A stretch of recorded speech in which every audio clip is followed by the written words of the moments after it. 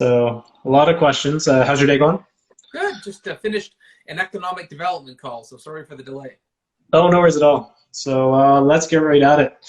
So what does this stay-at-home order actually mean from a legal standpoint? We all know it's to stay home, but I mean, from a legal standpoint, what does it mean?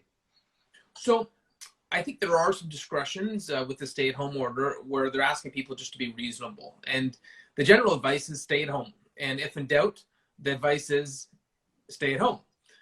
But they're trying to be reasonable. So if you have to get groceries or go to the pharmacy or get exercise, then you can go do it. But I'm interpreting these provincial regulations just like you are. These are not municipal regulations, and so we're doing our best to abide by the provincial regulations because it is a senior level of government, and their emergency orders overrule municipal ones. But I would say, my perspective on this is it's not something we're going to be out there enforcing on the streets with police officers. It's sort of like many of the laws we have, they're effective based on cooperation.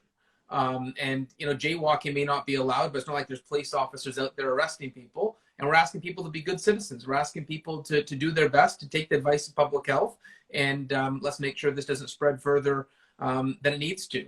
But I've had people asking me, they're like, what if there's 5 kids tobogganing or 6 kids when it's supposed to only be groups of 5? Are the police going to be there? No, that's just unreasonable. And you kind of answered this, but police are not going to be there. Police aren't. This isn't their priority, is it? I mean, and are you hiring more bylaw officers for this?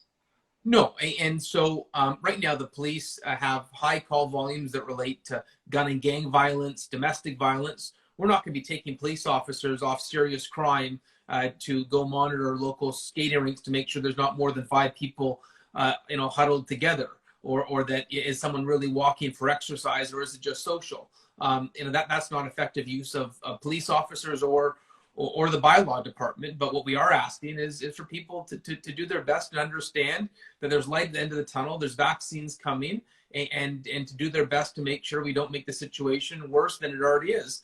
The next month is going to be tough. Our hospital capacity is stretched to the max across the province, and we don't want to make it harder on our nurses and physicians who are there on the front lines.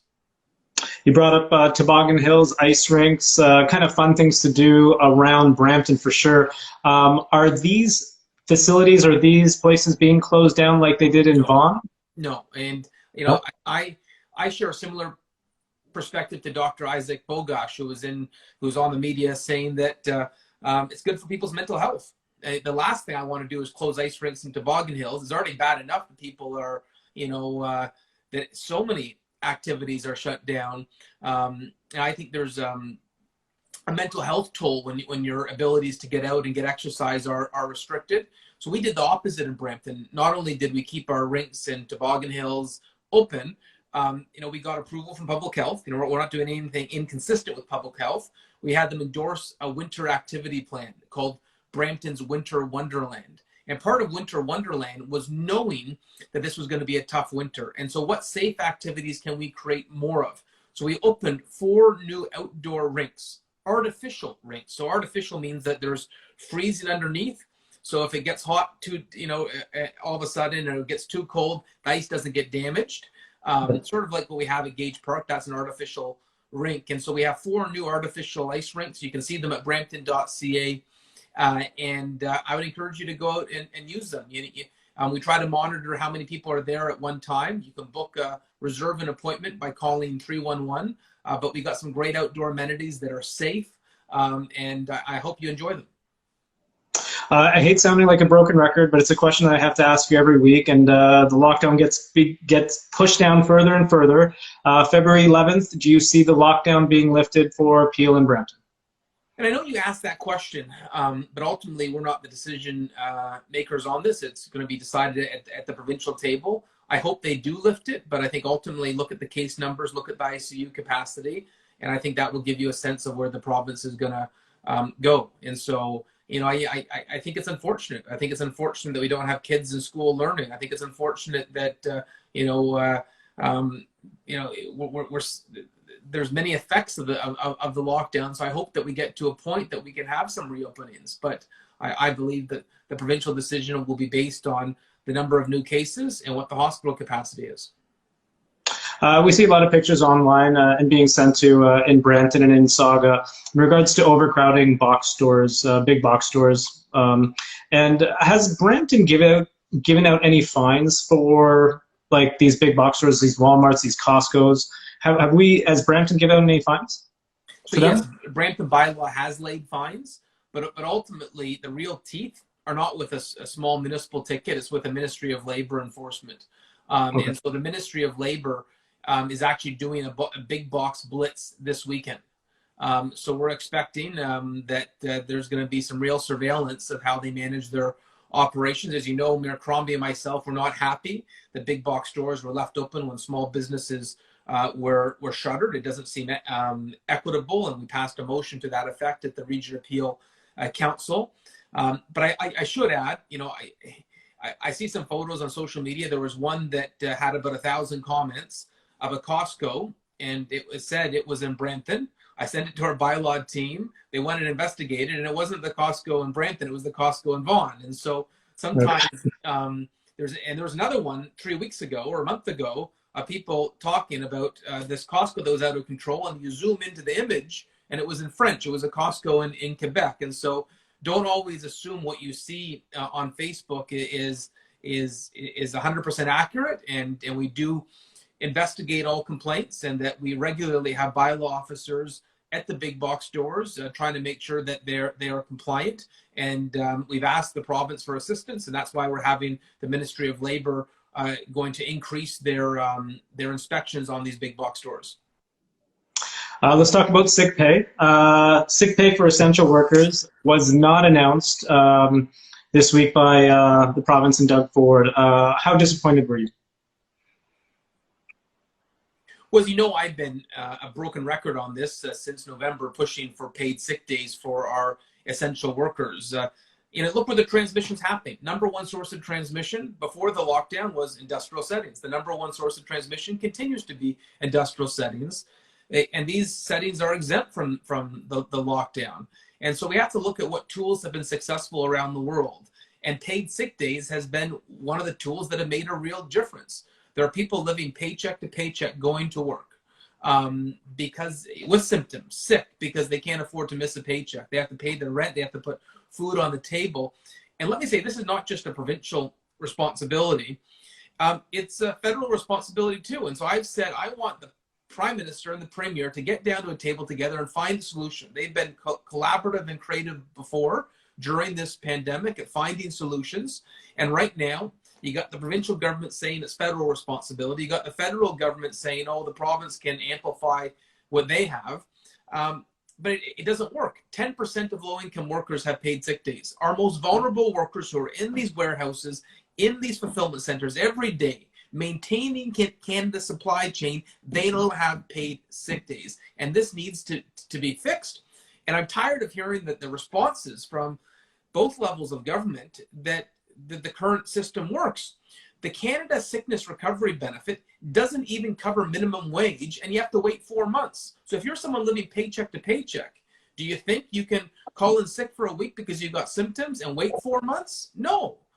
You know, I think there's some people out of touch with how fragile many of our low-income workers are, how fragile their ability to make ends meet are, and there needs to be better supports. You know, if we're depending on them so heavily to maintain Canada's supply chain, and we know that they're going into work at their own peril, the very least we can do is have their back with paid sick days. Can I dig a little deeper with this paid sick leave? Should we throw it back to these companies that are making huge profits for the sick pay? Yeah, and you know what? I've said that. I appreciate companies that are doing it on their own, but that's patchwork. When the government doesn't require it, when the government doesn't provide it, you get a patchwork system. And so you've got some of the more successful companies financially that are able to do it. So Amazon started doing paid sick days, good for Amazon. But you know, there's a lot of companies that are not as financially successful as Amazon that aren't providing it. And so you just look at the numbers. 10% of our low-income workers have paid sick days. which means there's a huge, huge gap, and 90% that I need a solution for. Otherwise, you're going to continue to see workplace outbreaks. We've had over 190 workplace outbreaks in Peel. The same old approach isn't working. Paid sick days is worth a try. Okay. The Brampton warehouse sector, obviously, you said there's a lot of COVID outbreaks within the workplace outbreaks. Is it time to maybe look at closing down some of these warehouses that supply kind of more consumer goods like DVD players and stuff like that to lower the cases, maybe? Yeah, I'd be fine with closing some of these fulfillment centers and warehouses. You know, I think too much reliance has been placed on Brampton's essential workers to maintain Canada's supply chain, and I'm not sure all these goods are essential. I get the food processing companies are critical, but you know, could Canadians survive if they didn't have, you know, some of these fulfillment centers operating for a few weeks? Probably. Yeah. Has Brampton given out any tickets lately? Any doozies or any big ones, or have people in Brampton been good? Yeah, there has been a high level of compliance. You know, in the height of the summer, we were seeing 100 tickets a week, and now we're down closer to 10 incidents a week, and so the level of compliance is significantly better. Okay. Let's talk about vaccines. Over the weekend, we heard that Toronto's hospitals are running really low on vaccines. How's the issue in Brampton? Yeah, it's really low in Brampton right now too, and in Trillium and Mississauga. Canada's supply chain supply of vaccines is weak. We need the government of Canada to get more supply. You know, a lot of the contracts that the government of Canada signed, you know, were focused on quantity, not on delivery date. And so the vast majority of the vaccines that Canada is expecting are not coming until after April.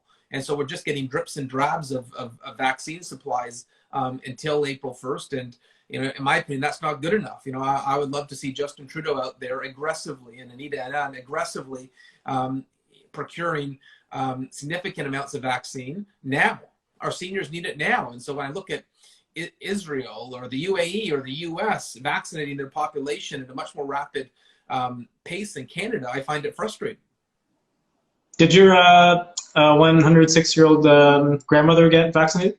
She did. Last week she got vaccinated. She's in a long-term care home that had a significant outbreak, 43 deaths out of a population of 150.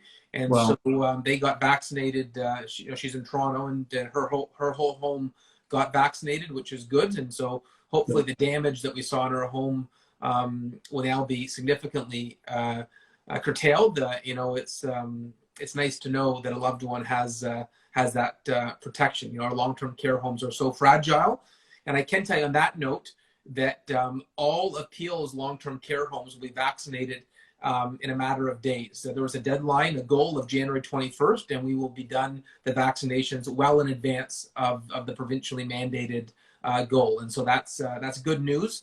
Our long-term care settings are going to have a level of protection that they desperately needed. Great. And one last topic, and it's a victory for yourself, is the isolation center in Brampton. Talk about that. Are all of them open now?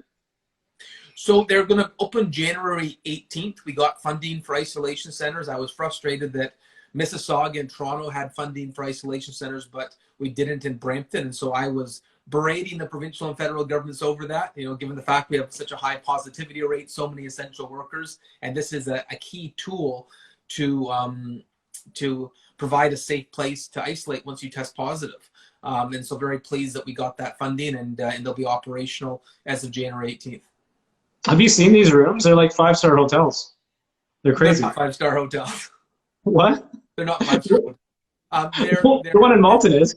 Yeah, they're hotels in Peel that have been seconded by public health, but it tends to be a very typical hotel. They're certainly not extravagant accommodations. They gave us the wrong picture then for Insaga. So anyways, okay, Mayor Brown, thank you so much. Okay, see you next week. Take care.